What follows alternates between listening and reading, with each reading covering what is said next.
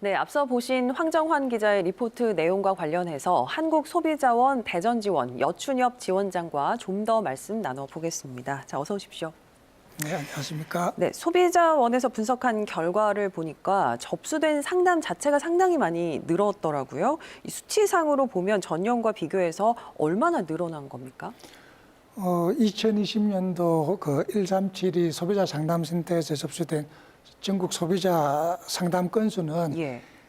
69만 9,673건으로 19년 대비해서 1.7%를 약간은 감소했지만은 우리가 살고 있는 대전, 충남, 세종의 경우 오히려 1.3%가 늘었습니다.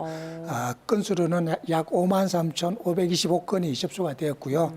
이는 전국 상담의 약 7.6%를 차지하는 비율로서 예. 적지 않은 수치라고 하겠습니다. 이제 전국적으로는 줄었는데 우리 지역 대전, 세종, 충남은 좀 건수가 늘었네요. 네, 그렇습니다. 예. 이제 상담이 일단 접수가 되면 어떤 식으로 처리가 되는지 궁금합니다. 처리 네. 절차가 있겠죠? 네, 당연히 있죠. 소비자 상담 단계에서 사업자의 불법 부당한 행위로 인해서 소비자가 피해를 당한 것이 확인될 경우에는 예. 피해 구제를 처리를 받게 됩니다. 피해 구제. 예.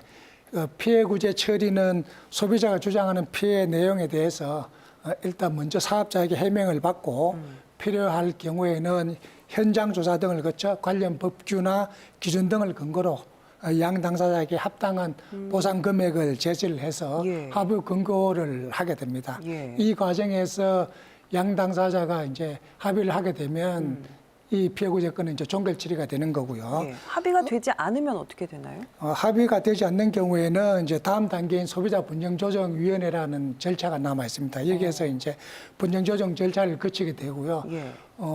이 분쟁조정 절차는 약간 시일이 소요되기 때문에 일부 소비자는 직접 소액심판이라든지 전자소송을 하게 됩니다. 예, 그렇군요. 사실 뭐 제 주변만 봐도 이제 코로나19 때문에 결혼식이라든지 돌잔치 같은 미리 잡혀있던 행사들이 취소되는 경우가 상당히 많습니다. 네. 이제 위약금이 발생하다 보니까 관련된 소비자 분쟁도 발생할 것 같은데 업종별로 또 좀 차이가 있다고요? 네, 그렇습니다. 뭐 시청자 여러분께서도 잘 아시다시피 작년 코로나19로 인해서 이제 마스크라든지 세정제 등과 관련된 보건위생용품과 예. 이제 서비스 업종에서의 소비자 분쟁이 급증을 했습니다. 우리가 살고 있는 대전, 충남, 세종 지역에서 보면 전년 대비 중과일 상위 품목이 이제 보건위생용품이 1000% 이상 급증을 한 것을 알 수 있고요. 마스크나 세정제 이런 것들. 네, 그렇습니다. 그리고 이제 예식을 잡아놓다가 이제 중도 취소하는 등 예식 서비스가 436% 정도고, 예.